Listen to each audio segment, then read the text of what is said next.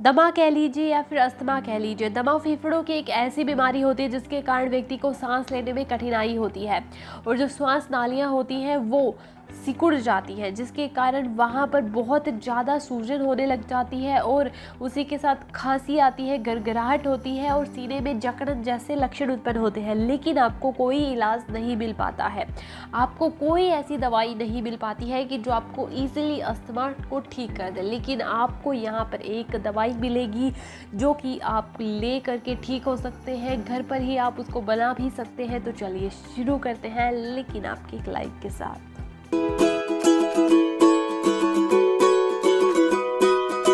क्या है दमा? आयुर्वेद में अस्थमा को तमक श्वास कहा जाता है।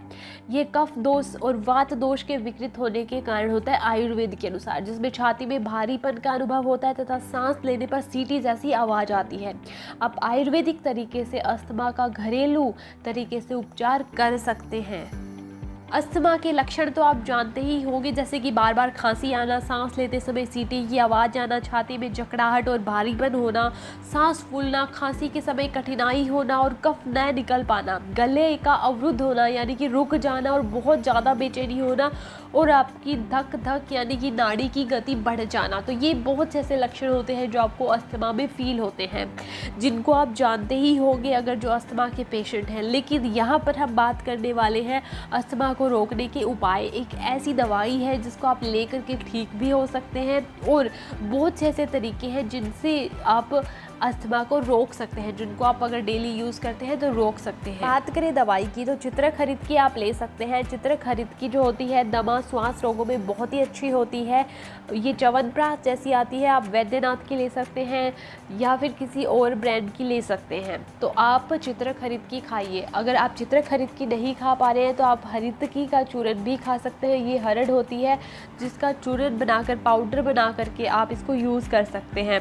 कई जगहों पर हरितकी के बहुत बड़े पेड़ लगे रहते हैं जिसके नीचे बहुत सी जो हरितकी है वो पड़ी रहती है। आप उसको सुखा करके यूज़ कर सकते हैं। ये आपके जो दमा, श्वास रोग, किसी भी तरीके का श्वास रोग है उसमें बहुत ही मददगार होता है। अगर आप डब्बे वाली चित्रखरीद की ले रहे हैं तो आप दूध के साथ सोने से पहले ले सकते हैं और सुबह ले सकते हैं। इसमें आपको खट्टा नहीं खाना होता है, आपको छाछ बंद करनी पड़ेगी। इसके अलावा अगर आप चूरन खा रहे हैं तो गर्म पानी के साथ आप इसको ले सकते हैं। ये बात हुई दवाई की। इसके अलावा भी आप बहुत सी चीज़ों का ध्यान रख करके इससे बच सकते हैं, जैसे कि दमा के पेशेंट्स को बारिश और सर्दी और धूल भरी जगहों से बचना चाहिए। बारिश के मौसम में नमी के बढ़ने से इसका जो संक्रमण होता है, कोई भी और बीमारी की होने का कारण जो होता है संभावना बढ़ जाती है। इसके चलते उनको बच के रहना चाहिए। नंबर 2 है ज़्यादा ठंडे और ज़्यादा नमी वाले जो वातावरण होते हैं उनमें नहीं जाना चाहिए। घर से बाहर निकलने पर मास्क लगा कर रखना चाहिए। सर्दी के मौसम में धुंध में जाने से बचना चाहिए। ताज़ा पेंट, कीटनाशक स्प्रे, अगरबत्ती, मच्छर भगाने का कॉइल का धुआं, खुशबूदार इत्र से जितना हो सके उतना बचना चाहिए। इनसे जल्दी ये बीमारी हो जाती है। धूम्रपान जो व्यक्ति करते हैं उनसे दूर रहना चाहिए। इसके अलावा जो आपकी लाइफस्टाइल है उसमें चेंजेस कर सकते हैं आप। अब हम बात करते हैं कौन सी चीज़ आपको खानी चाहिए, कौन सी चीज़ आपको नहीं खानी चाहिए, क्योंकि अगर आप खाने पीने का ध्यान रखते हैं तो आपको दवाइयाँ लेने की ज़रूरत ही नहीं पड़ती है।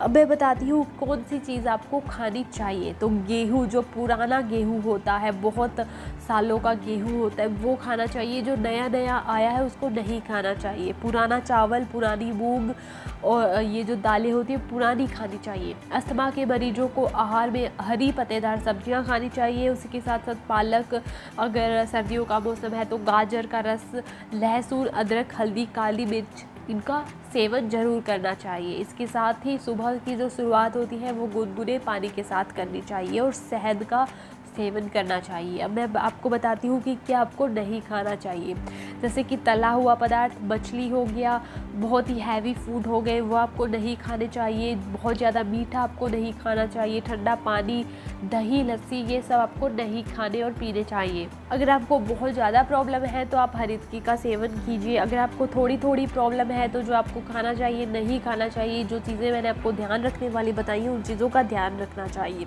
तो इस तरीके से आप अस्थमा से बच सकते हैं। मैं उम्मीद करती हूँ कि आप सब समझ गए होंगे, लेकिन फिर भी कुछ और समझना चाहते हैं तो आप मुझे कमेंट कर सकते हैं। अगर ये वीडियो पसंद आया हो तो लाइक कर दें, शेयर कर दें, चैनल सब्सक्राइब कर बेल आइकन जरूर दबा लें ताकि आपको नए वीडियो का नोटिफिकेशन तुरंत मिल जाए। और हाँ, खुश रहें, मस्त रहें और स्वस्थ रहें। Thank you.